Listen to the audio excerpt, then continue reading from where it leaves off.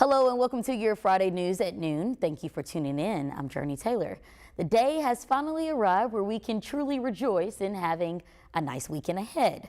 Meteorologist Nathan Scott joins us. And Nathan, can you feel my excitement from across the studio? Just a little bit, Jurnee, but yeah, I'm excited for the weekend as well because we've got some really nice weather to talk about. We had a cold front make its way through here yesterday that triggered those spotty storms that did produce some hail across parts of the region, and it did knock down the numbers just a little bit, but this is still well above average for this time of year.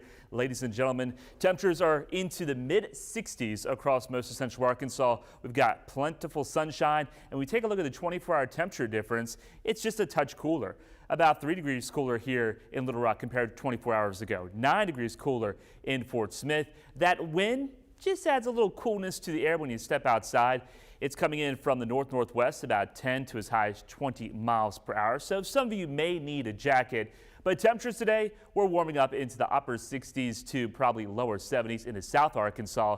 And let me go ahead and show you the weekend outlook because it is just going to be a gorgeous weekend to enjoy the outdoors. 77 on Sunday. Next week, though, things become more unsettled. And I'll have more on that potential coming up.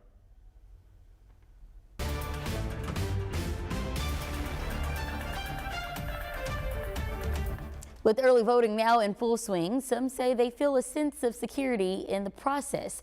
However, there are still some who remain unsure. Attorney General Tim Griffin wants to send out a reminder about the election integrity unit that's aimed at fighting election crimes. Griffin says the goal is to ensure voters know the system is not rigged and that there will be consequences to those who violate the way things are done.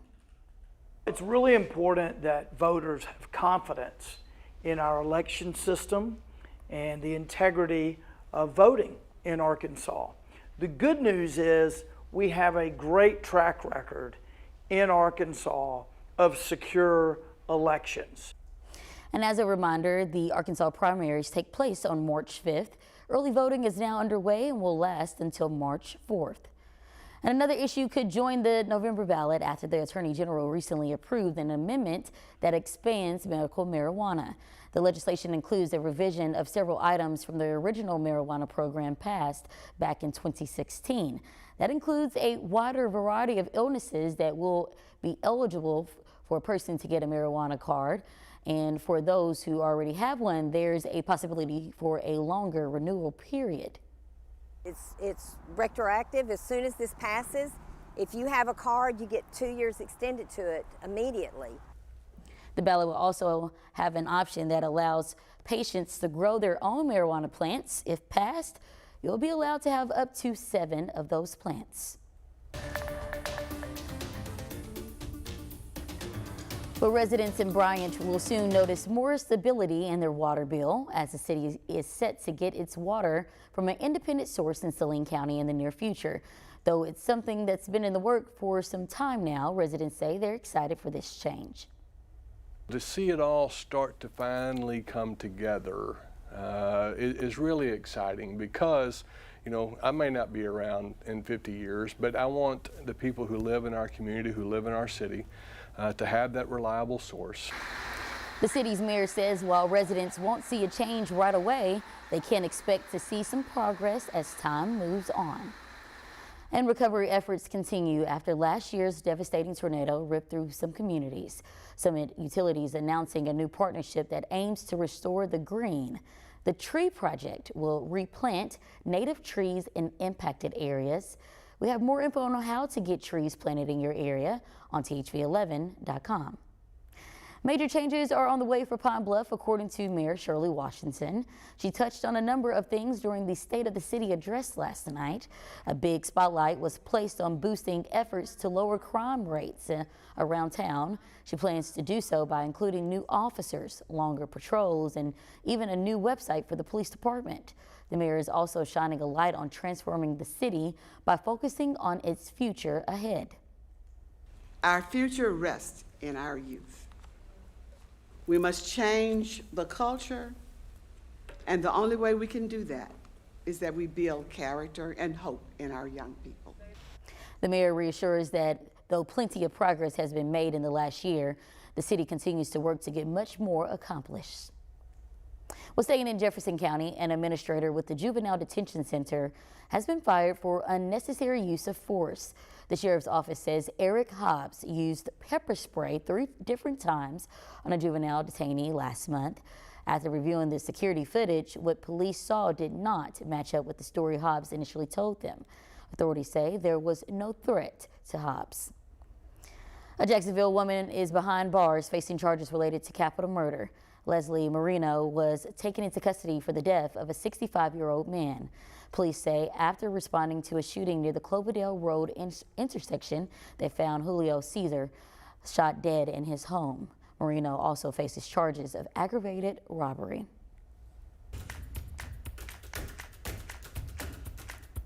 Services for AT&T users are returning after a widespread outage left millions unable to connect yesterday.